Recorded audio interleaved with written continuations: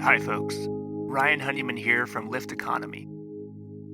Many folks have come to us over the last 10 years and asked, how do I get more involved in creating an economy that works for the benefit of all life? They also ask, what skills and experiences do I need to help make this transition? So 3 years ago, we created something called the Next Economy MBA to help address this and similar questions. Lift Economy's Next Economy MBA is an online course that's designed for entrepreneurs, aspiring entrepreneurs, students, recent graduates, employees, and folks who want to learn more about transformational next economy strategies and businesses. Join the growing alumni network of nearly 250 alumni who've gone through this program and learned essential skills and hopefully built lifelong relationships for catalyzing businesses in the emergent and regenerative economy. So we encourage you to check out our course. You can go to lifteconomy.com/MBA. The next course, Cohort 7, starts on September 21st, 2021. So once again, go to www.lifteconomy.com/MBA. And now, on with the show.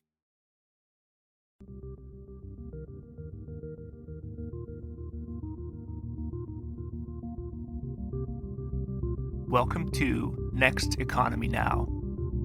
The goal of this podcast series is to highlight the leaders who are taking a regenerative, bioregional, equitable, democratic, racially just, and whole systems approach to creating the new economy.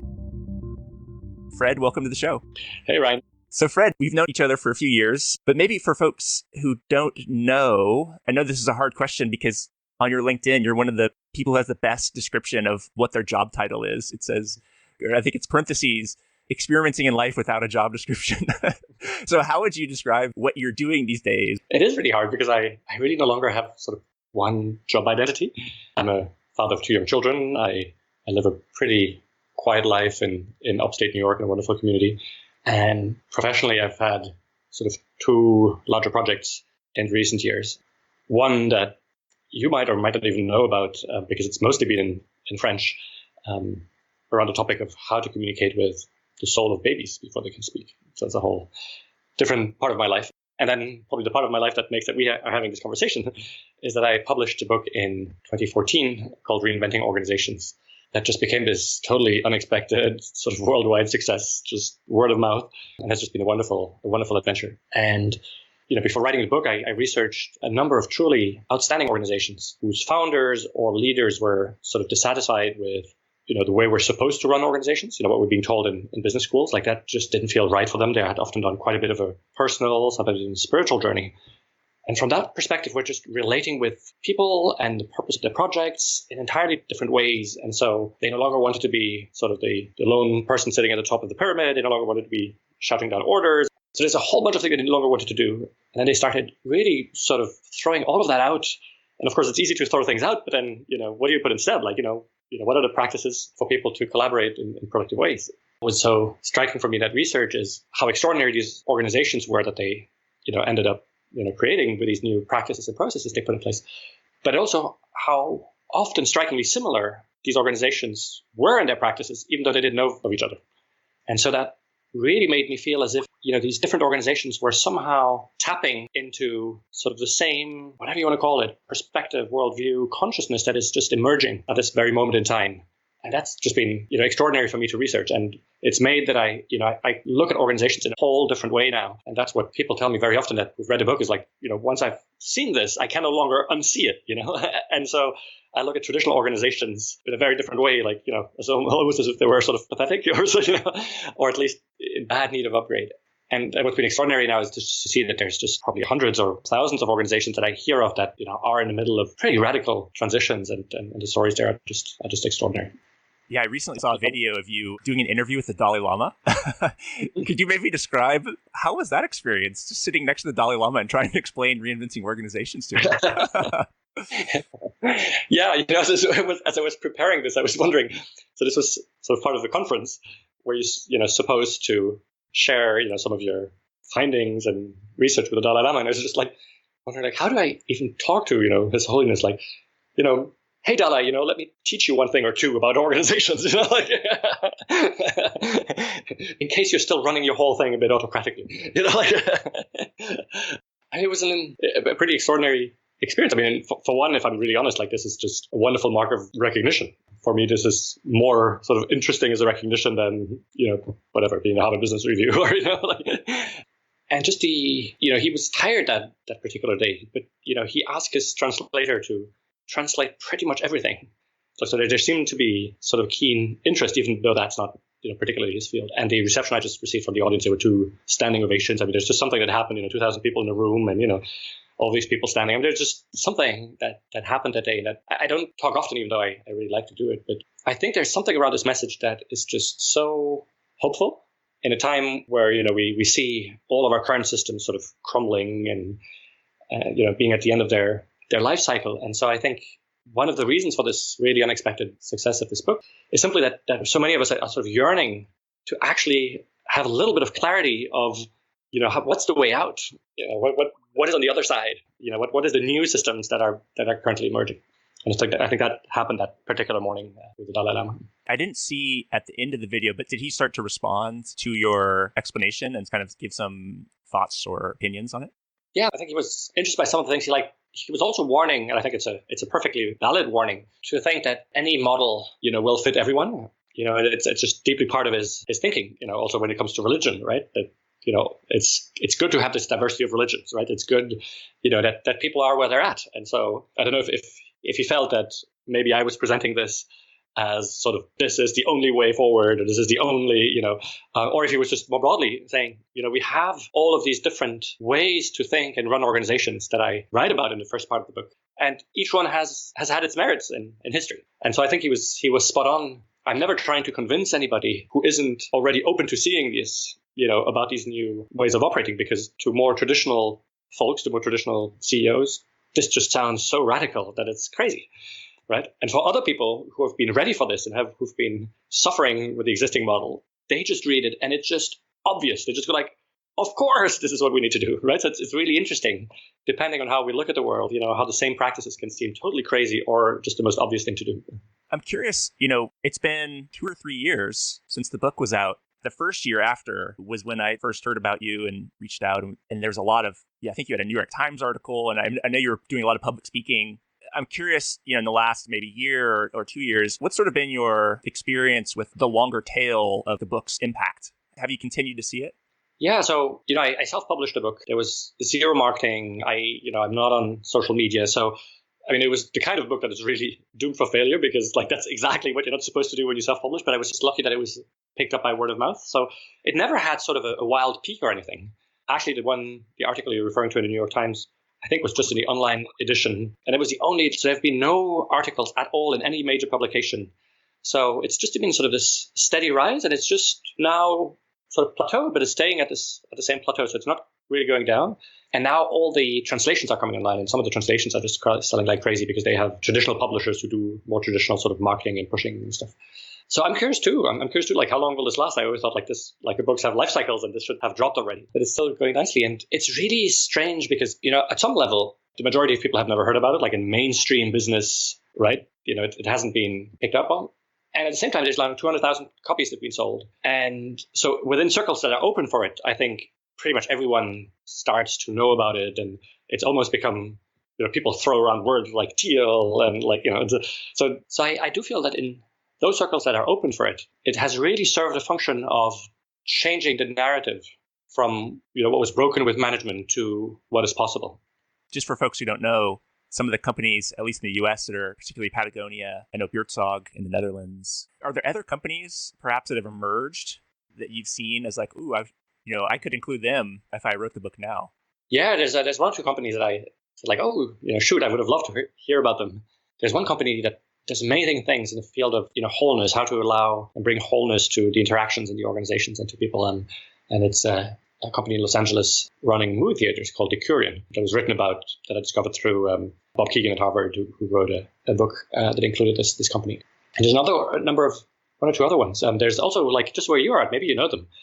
I thought this amazing small book called Sacred Commerce about the gratitude cafes. They're like a chain of coffee shops. They're not afraid of like really beautiful sort of spiritually informed practices, but spiritual not in the sense of religious, but simply, how can we honor, what is deepest and most essential in each of us. And there's a beautiful little book around that. And I also thought like, hey, too bad that I didn't hear about them. Let me tell you one anecdote, just because I think you'll appreciate that, the Matthew Engelhardt writes about in this book that just blew my mind. And it's one of those things, as often, like it's so shocking. And at the same time, so if you think about it, it's so obvious, right? So they run these coffee shops. And in one of the coffee shops in the Bay Area, one of the persons working there, obviously was stealing money from the till. So money was, disappearing. And so the founder called a meeting, outside of hours with everyone working there, right? And I would have expected him to say, hey, this is beyond the limits. This is unacceptable. And we have to find a way to deal courageously with this. And what he said just blew my mind. He started by apologizing and saying,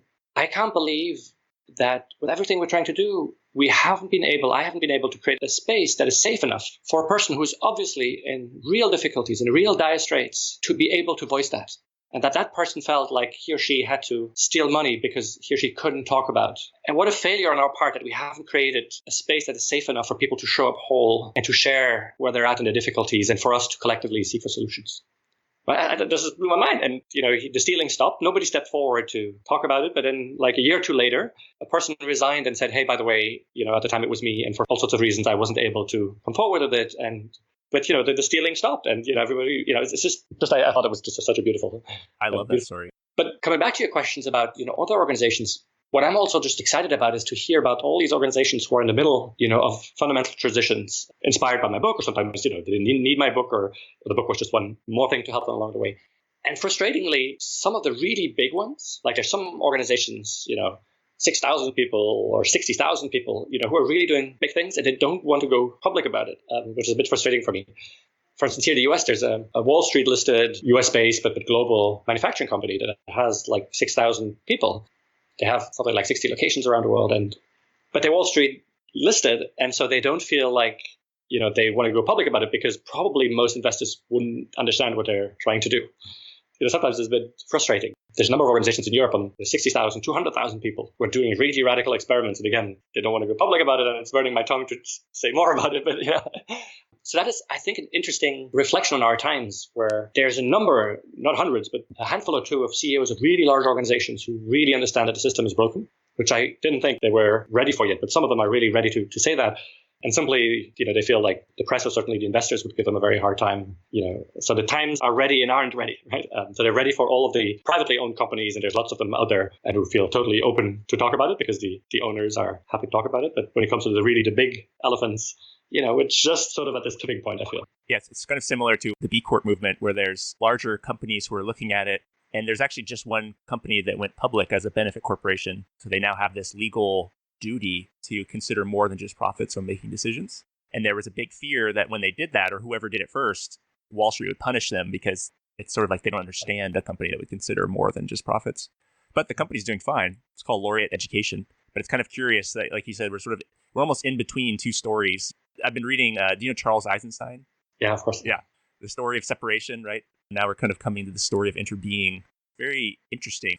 How has the election of Donald Trump affected your outlook on life? Do you see this as evidence of, oh no, the shadow is still so strong and we're actually a lot less far along than we thought? Or do you see a silver lining as like, this is just the shadow emerging, but it's necessary to emerge in order to move past it? Or how do you kind of feel?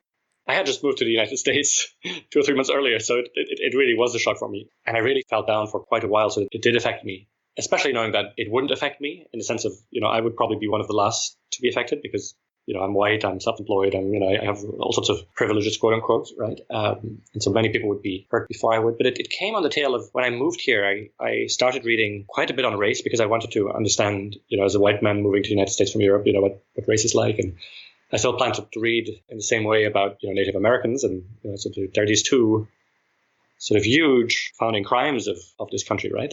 And what struck me reading about race, it was really depressing for me, was to see how this white supremacy and the racism is always morphing. Like every time it looks like there's a victory, it just takes another form, another shape, right? And so I think that was one of the reasons why I was so depressed with the Trump election, of seeing, hey, actually appealing to all of these lowest instincts, there's still all of that base, that is resonating with that. So now if I do take a step back, I do see that there is, I think, sort of an evolutionary value in this of sort of bringing shadow to the light, and that there's real value in just showing how exhausted our systems is, including our democratic system. So this might be a whole different stream, and I don't know how deeply we want to go into that, but just as I sense that we are invited to fundamentally rethink how we manage organizations, I think that democracy as we're practicing it, is past its due date. Just as with organizations, there's all of this experimentation happening all around the world of systems where we no longer delegate our power away for 4 years, but systems where crowd on massive scales can actually come together and make powerful decisions. And I started researching this a little bit. We actually now know how to do these, just like with these organizations, and it works. I think we're just not ready for it from our mental perspective, or we're not maybe ready to see that possibility, but the actual systems are robust and they work. And so I think what this just points to is how exhausted the system is, where we are powerless sort of 99.9% of the time, except these few minutes where we vote. And even then, our vote is sort of restrained to Hillary versus Trump. And so in big part, I see what's happening here, but also in Brexit and in many places in Europe as sort of an adolescent rebellion of people that, if they're still treated as having no power, will rebel in stupid ways. And what this is indicating for me is we need to build systems where citizens, can contribute as adults and no longer delegate their power away. I'd love to dive in that a little bit. So is it direct democracy, large scale decision making? Maybe you could explain more about this idea of we're currently delegating power out for 4 years. What's sort of the systems that you've seen working on maybe a larger scale where it's more direct? Yeah, I mean, there's stuff happening all around the world. If I take just one piece, for instance, or, because this is one that's happening in quite a few places in the United States, there's one thing called participatory budgeting that was started in Brazil and Porto Alegre in 1989. And it's the idea that municipal levels, but you can imagine at other levels, the discretionary spending of the budget, so the thing that you can freely sort of allocate, rather than having elected officials decide where it goes, you actually organize something where everyone in the community can contribute projects. People are helped and coached and to flesh out their projects, to present them. And then everyone who wants to participate puts in their money. So if there's 10 million budget and there's whatever, that municipality, 100,000 people living there, it basically means that everybody has $100. So everybody just allocates, and there's some sort of crowd intelligence that happens where the right projects get funded. And, there's now 3,000 cities around the world that are doing this every year. I mean, and it just multiplies and multiplies and multiplies, because what you see is that mayors who do this get reelected every time. Because suddenly, people, feel that they're really part of the whole thing. But basically what the mayor does is he delegates his power away to the crowd to actually make these budgeting decisions. What you also see happening is that people just get so involved. People create projects, people get together. There's dialogues happening in the community, this interbeing that you were talking about. And so no one is no longer powerless. And so if somebody complains, just like in these self-managing organizations, it won't take very long for somebody to say, well, if you don't like it, in 3 months, you can submit your project. So why don't you go and submit your thing? And so that fundamentally alters the nature of the relationship. What I've just talked about budgets, there's similar things happening around legislations or around regulations, or famous examples in Iceland where they crowd wrote a whole new constitution that's been ranked very highly by legal scholars. And so there's all of these things happening in these different domains, which are really exciting. Yeah, it's really curious. I've been interested in what seems like with participatory budgeting, it's almost like a step, right? Because then you still have the sort of mayor. The grown-ups are the last ones to decide. And I think what was really interesting about reinventing organizations, at least some of the companies, like I think AES is one where you actually are the decision maker. So there's no one above you to sort of say yay or nay. I'm curious on the political side, have you seen anything like that? Rather than electing somebody else to make the decisions, it's actually the people who are making the decisions, but large groups of people? They aren't an example of that yet because people still have to play within the existing system. But what it shows is that, so you have, areas where parliaments have basically outsourced their whole deliberation and proposal project. And we're still at the stage where, yes, the parliament has to rubber stamp it because that's just how our institutions are built up, right? But what I can totally see happening is as trust grows in these systems, people will come and say but what's then still the role of the parliament? Why do we still, need somebody to rubber stamp things when actually much more democratic process, has actually come up with great solutions, right? Or why do we actually still need a mayor who would, who has the formal power of actually invalidating something, So I think we're still certainly a whole number of years away from that realization. But the more we practice these things, right, the more we'll come to see that we actually don't need these grown-ups, as you call them. Because the grown-ups are actually in the room deliberating and making decisions. One other question on the book is, knowing what you know now, is there anything that you would have done differently in writing or the sort of launch of the book? I'm kind of curious your thoughts on that. So yeah, there's a few companies that I wish I had known about, like, Decurion and Cafe Gratitude and these kind of things. But other than that, there's some areas where I feel like there's often misunderstandings that people have, around self-management. Like the standard misunderstanding is that self-management is a free-for-all. Like anybody can just do whatever they want. It's no processes, no practices, no structure. And so I feel like, have I not been clear enough? But then when I look at the book, like I don't think I could have said it more often than that, right? Like no, self-management. There are structures. It's just different structures, and they're still, but maybe I wasn't clear enough, right? And also sort of this piece that this evolutionary purpose. I think I could also maybe at times have been more clear that what I'm talking about is not so much organizations having a noble purpose. Like some people simply equate that with having a noble purpose, right? Which is not what I'm talking about. What I'm talking about is this notion that you no longer project things onto the organization. You no longer sort of try to predict and control the future for the organization.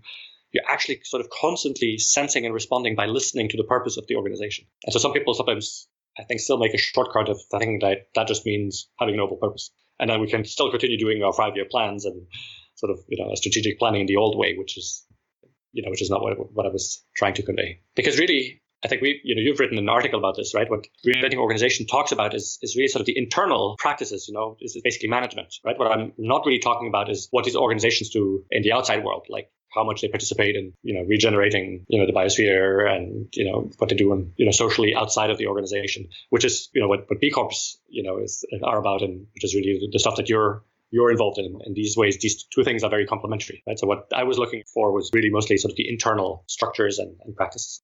What are you most excited about right now, either on a personal or professional level? Actually, for the moment, I'm in part taking a step back because my wife is just so excited about a book she's writing, and it's all consuming to her. And so we've just decided, that's literally 2 weeks ago, that we tend to have a pretty 50-50% split of task, that going forward for a number of months, I would do a disproportionate share of the task around the house and with the children, and so that she can focus as much as she can and wants on the writing. Other than that, I'm still excited to hear about organizations who are in their transition, and so one of the things that I think I might start doing relatively soon is maybe shoot a series of 50, 60 videos. So very simple. I'm just going to put a camera in front of me and shoot myself. And in sharing some of the lessons learned of organizations who are in this transition, I see some common pitfalls, some common mistakes, but I also see some brilliant things that I wouldn't have thought about. And so every time I hear from one of these organizations, I speak with CEO or a team in one of these organizations, I'm just so excited by what I see and learn. And so I have this whole list of things. And I think it could be a really powerful way to share some of those learnings.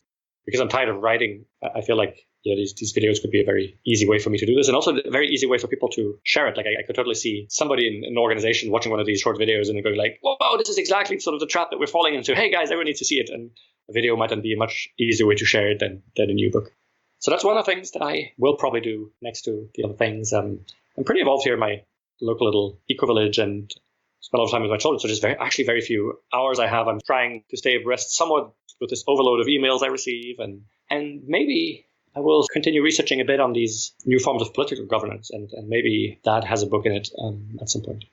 It's funny you mentioned video, and for me, this podcast came from being tired of writing because you can talk to someone and just sort of get the essence, and it's an interesting conversation as opposed to here, let me interview you, and I'll record it, and then I'll write it all down and synthesize it in an article. So I support your notion of doing something more visually or auditorially. You were mentioning Charles Eisenstein before. Who's this author that I also very highly respect. I think he just writes amazing things. And the other day I spent some time with one of his close friends and person who works with him, and she told me that he just writes something and his first draft is perfect, is immediately publishable. And I was so frustrated to hear that. I'm so jealous of that because that is so not my strengths. I think my strength is in researching and in structuring, but the actual writing, it just takes me 3 or 4 rounds of edits before the thing is actually publishable, and it just takes so much time. And so when I heard that, and I suspected it because he just writes beautifully, and his writing is just crystal clear, and I almost suspected that this guy is just able to get his first draft perfect. I remember listening to an interview with Michael Lewis, who wrote Hardball or Moneyball about the baseball team who does sort of, they use computer algorithms to choose their best players. It is Flash Boys. And he said that once he does some initial research, but then he just writes, and it's so much fun for him. He has headphones and he's laughing to himself. I'm like, oh, I hate you. But I resonate with that. It's difficult writing. What about for folks who are curious, what's the book besides reinventing organizations, that you most often give as a gift? Oh, that's a good question, because I often buy sort of books in bulks just to give them away. So there's this author called Parker Palmer, who's this beautiful, wise old man. He's now in his 70s. And I just love everything he writes. I mean, every sentence he writes is just perfect. It just stands on its own. And it's just, every sentence is just infused with so much wisdom, but also sort of humility and humor. And so he's written about community. He's written about the inner life. And there's a small book that he's written that's called Let Your Life Speak. And the subtitle is Listening to the Voice of Vocation. And it's just a wonderful book to offer people who are just unsure where they're meant to go, who might be for the first time at the stage where they ask that question differently, like no longer in sort of a career perspective, but somehow feel that perspective is no longer interesting to them. But then wonder, what is it that, wants to happen? And he has this beautiful thing that he writes in there about that he understood at some point that he should stop wondering what life he's meant to live, but instead listen to the life that wants to be lived through him, which I think is just such a beautiful way of saying it. And so it's just a wonderful little book that's been sort of one of these slow but total bestsellers. So that's a book I give away. I give away quite a bit. In the same vein, I've given away another book called Working Identities. It's also around people who make fundamental career changes, by a woman called Herminia Ibarra. I don't know why, but I seem to just, maybe that's just the age we're at in our 40s, but have a lot of people, contact me because they feel like they want to do something fundamentally different. And I've given away quite a few of Charles Eisenstein's books, Sacred Economics, as just a wonderful book around, how our whole monetary system, is meant to change, how, we might transition to something that looks more like the gift economy. And so for me, it's been usually impactful and inspirational. And most of the stuff that I do now is in the gift economy. Yeah, so that's some of the books that I like to give away.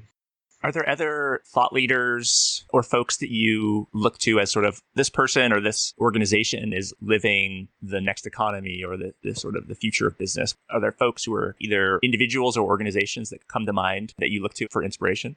I gave you some of the names, so for instance, both Parker Palmer and Charles Eisenstein have been inspirational for me. Now that might be very specific for me, but as I'm suddenly sort of thrown into the world sort of as a public figure, right, as a sort of star in that admittedly really sort of narrow field of people who are interested in this, right? It's been interesting for me to see these two guys who continue leading very simple lives, right? Because sort of the standard narrative or standard image that we have in our mind, and that certainly I see everybody sort of projecting onto me, is that everybody's expecting me now to, spend my time in airplanes and travel all over the world and give, as many speaking engagements as I can and cash in on the thing and, create a successful consulting business on it. And because that's just, our current story of more is better and, more. So this is, this is your big break. This is your big chance. And so that obviously didn't feel right to me, or didn't feel like what I was called to live. And so in these sense, people like Parker Palmer or Charles Eisenstein have been interesting people to look at, how have they dealt with it. And one thing that I'm always excited about is organizations who do really deep work and yet manage to do it on a massive scale, right? Something where sort of quality and quantity actually do meet. I'm impressed by, for instance, Parker Palmer's Center for Courage and Renewal that he's created, where he's had, I think, 50,000 or maybe 100,000 now teachers go through very deep retreats and just be fundamentally transformed as teachers, in the way that they teach in schools. And there's so many initiatives around schools, but so few that manage to scale. And so this is exciting for me.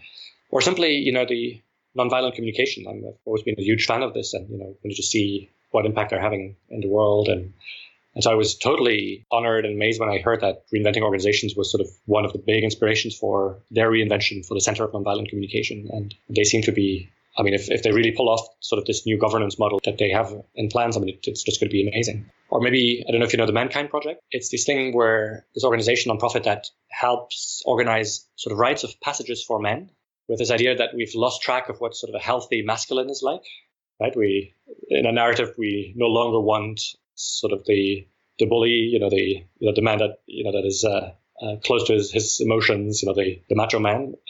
But what is the alternative? Is it sort of this wimp, the man that always apologizes for everything and for all the crimes being done in the name of mankind, of man. And so they recognize that we're lacking a healthy idea of masculine. And they link that to the fact that we no longer have rites of passages that all traditional societies have. This moment when you're 15, 16, when you're being taught in very profound ways that, my son, now you're a man and you have these amazing powers that come with that strength, and now use it for the good. they've had now also, I think, something like 50,000 or 100,000 men around the world who've gone through these rites of passages. And I've done it. And I mean, every single man who's done it, I think, has found it that it was deeply transformative. So yeah, that was just like spontaneously something that came up. Is like, these organizations who manage to do really deep stuff at a large level. I find that very inspiring. I'm glad you spoke about at least the mankind. A friend of mine and we were just talking about that 2 weeks ago. Is what does it look like for the future of men to not be, how they've been for so long? And so I'll look into that. I'm really glad you mentioned that one. Maybe in the last few questions here, what do people never ask you that you wish they did? So one question that comes to mind now, I'm talking specifically around people who are transforming organizations, inspired and powered by reinventing organizations. And one thing I notice that I find myself doing with them pretty much every time is having a profound conversation around, why do you feel called to do this? So the question, I guess, is, I would love someone to potentially ask me is like, help me understand why I'm doing this. It would be so much easier and safer to just do sort of not the traditional thing, maybe not safer, but easier. And what I find is that people often, struggle to get others along, or at least aren't as powerful in getting other people in the organization along, because they haven't yet really connected very deeply with what it is that is calling them to do that thing, right? And so they throw out concept there. I think we should do self-management, and I think we should do this, and we should. And then it's very easy to sort of attack these concepts and say, but self-management is right for us, and we're not ready, and we're not. But once they've connected to sort of their profound yearning or their pain, and they connect to some stories, and sometimes they're stories, all along their lives, like even from childhood, where they found that some things were destructing, and they become so incredibly powerful. It's really because they fuel from something deep inside, and everybody just notices it. Everybody resonates. Everybody wants to help and make that happen. And so this is, I think, really something profound I've noticed over the last few years in having these conversations. So I think really one interesting conversation that I'd invite people into, like people who listen to this podcast, if they're somewhere in a journey or just starting a journey to transform their organizations, before you do that, find a good friend, really deep, trusted friend, who's good at helping you sort things through, and ask that friend, why am I called to do this? And look for stories, not abstract concepts. I love that. If we had another hour, I'd ask you. One of the last two questions here is, what do you need right now? We often ask guests, how can people help you grow this next economy? By doing their thing and leaving me alone. No, I'm kidding. By sending you lots of emails, right? No, just kidding. Exactly.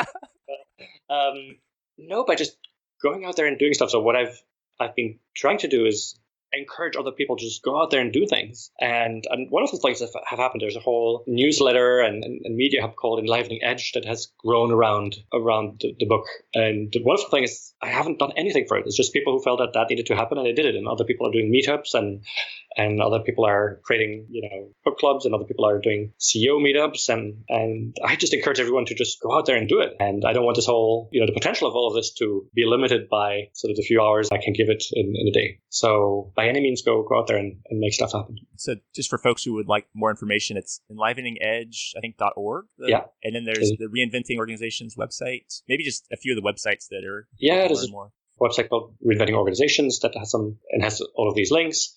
There is a wiki called Reinventing Organizations Wiki, all in one word.com.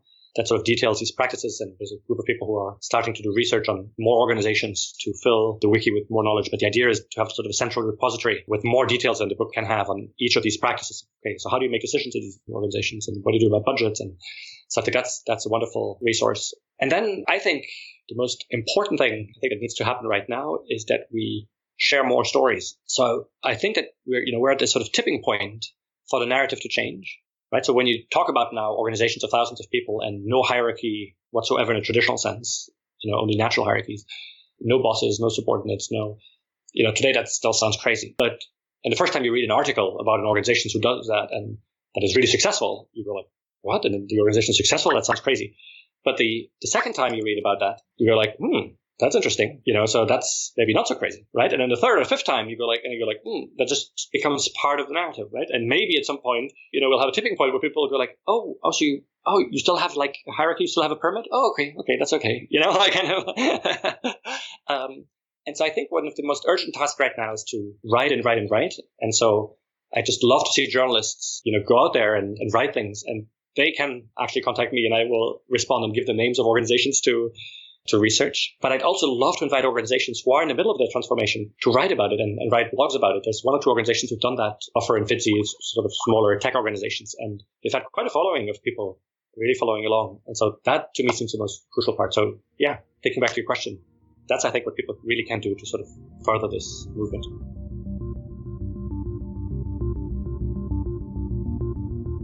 Next Economy Now is a production of Lift Economy.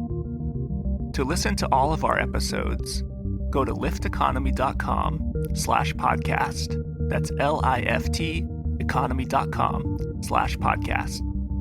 You can also sign up for our monthly newsletter at lifteconomy.com/newsletter. Please also rate and review our podcast on iTunes, Spotify, Stitcher, or wherever you get your podcasts. Thanks for listening.